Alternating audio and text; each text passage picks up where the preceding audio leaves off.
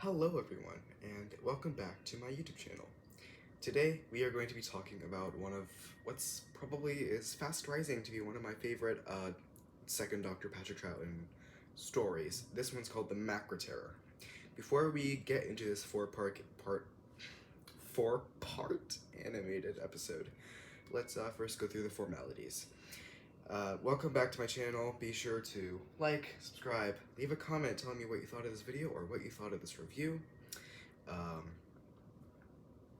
If I do these things every day, and the best way for you to keep track of these things is if you hit the notification bell. That way you always get a little bubble on your phone whenever I upload something.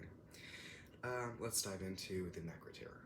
The Macra Terror, as I mentioned, is actually animated, and I am so glad it's animated because, frankly, without that excellent animation, if that animation didn't happen, and that animation is so good, let me tell you, like, people would probably not think of it.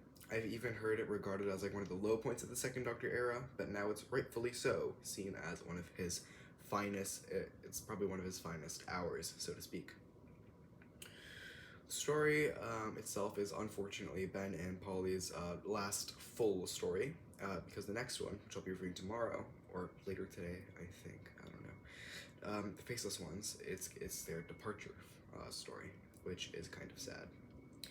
Before we get into the story itself, let's talk about the animation. The animation itself, it's really good, but faithful to the original is unfortunately not really what I would say about it. But I think that a lot of the turns did happen for the better, except that one weird thing with Polly. Polly, at some point she got a haircut partway through episode 1 that left her this pixie kind of bob cut. But instead, presumably to make it easier to animate, they completely cut out that scene where she got her haircut and instead just let her have that pixie kind of haircut for the entire story. Bit of a weird thing to do, but I can kind of understand the budgetary side of that. Another thing that I actually kind of liked, this thing is for the better, it's the fact that the Macra creatures, which are these giant lobster crabs, they actually have legs, which is way better, and it works in the favor of the story, because within the story, like in the original one, they didn't really have legs, they just kind of scuttled. But like in the story, they're referred to as crawling, so I think it made more sense to give them legs. There's something else I want to talk about. I'll get to it eventually if I remember. Anyway, the story itself is a bit of a base under siege, but it's a little bit different. Instead, what they do is the base is under siege, but from inwards. It's base under siege from inwards, like from the inside, like someone's working it from the inside. This story draws a lot of parallels to 1984, which I will review actually when this whole series is over, alongside Fahrenheit 451. It features this big head. It's like this picture of just a generic head, and they call him Control. He kind of speaks like on behalf. He gives on behalf of Control. He gives orders to people. He tells them exactly what to do, how to live their lives. Which is basically a parallel to 1984. At least that's kind of how I saw it. So as a literary connoisseur, excuse-moi, I really appreciated that kind of reference.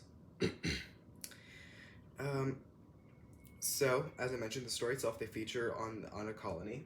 They land on a colony, and immediately they're seen as, suspicious, because everyone's listening to the control group. They don't really know what's going on. They basically describe this place as like this utopian kind of world, where everything is happy, everything is, satisfied, everyone is satisfied, everything's satisfactory, and it's all great, everything's late, it's a privilege to work for Control. However, rather predictably, Control is revealed to actually be these things called Macra, which, they're working from inside, they're scuttling, doing their own thing, speaking, which is, it's a bit weird, but it's 60s Doctor Who, so take it or leave it. Another way, they actually end up getting Ben under, their control. he literally just does whatever they do, and like, or does whatever they tell him to. And when he notices the doctor breaking rules, he literally turns him in. That shows how under control he is, because they were pouring sort of toxic gas through the rooms as he, Jamie, and what's her name, Polly, were taking a nap. Polly and Jamie were able to overcome it though, so that's well and good. The story itself, that's the main story. They're trying to stop them. So the doctor is working with, some other upper people who managed to convince that, they're fake, they're monsters, they need to stop them. So he's working with them while Jamie is working with some others, I think with Polly, if I remember correctly. No, I don't think so. Anyway.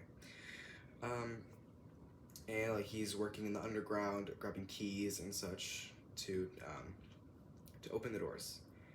Another thing about it that I really liked, it was really funny. I think if the story is made in modern day, it will be like this giant meme. There's a line where the Control is desperately trying to convince people to keep off their track.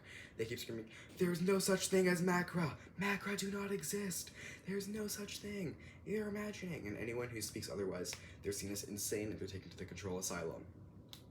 This story, I'm gonna give it a solid 9 out of 10. Usually, maybe the story itself, if it survived, I would give it an 8 out of 10. But the animation was so good, it actually kind of elevated it, which is, that's pretty rare. I highly recommend that you pick up the DVD or the Blu-ray, as the animation itself is so good, and it includes some pretty cool special features, such as a telesnapping construction, if you want to stay more faithful to the original.